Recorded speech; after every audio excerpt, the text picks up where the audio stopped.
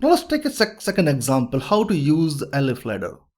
Suppose I want to check whether the number is a negative number, a positive number, or a zero.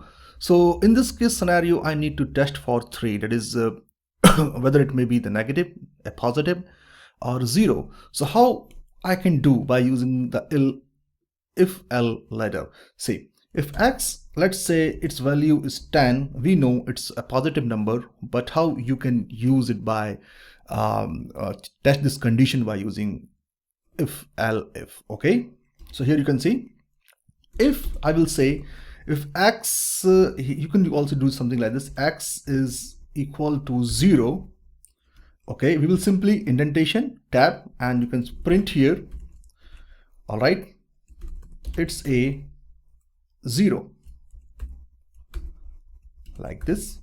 And the second one, let's say elif. So this is the syntax that you are going to use, elif. So means else if, once again it's elif, you're going to use if L. Okay, elif, and here you can see if x is greater than 0, I will print here it's a positive number.